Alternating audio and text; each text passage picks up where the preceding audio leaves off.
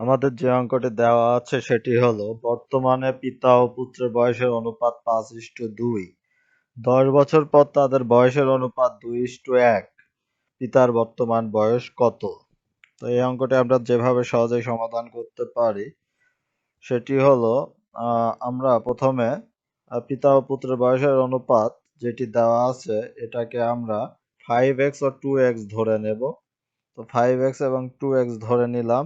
এখন তারপরে সূত্রটি বলছে 10 বছর পর তাদের বয়সের অনুপাত হবে 2:1।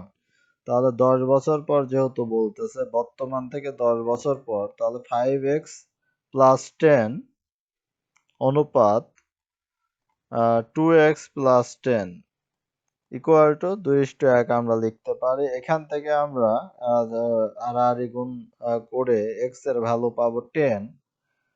আর এটা এই x এর মান হবে হচ্ছে 10। তাহলে যেহেতু এখানে বলতেছে পিতার বর্তমান বয়স কত, তাহলে এখানে পিতার বর্তমান বয়স আমরা ধরে নিয়েছিলাম 5x। সেই x এর জায়গায় যদি আমরা 10 দিয়ে গুণ করে দেই 5 এর সাথে, তাহলে আমরা পাবো হচ্ছে 50। তো এটাই হবে আমাদের অ্যান্সার। তো ধন্যবাদ, এ পর্যন্তই।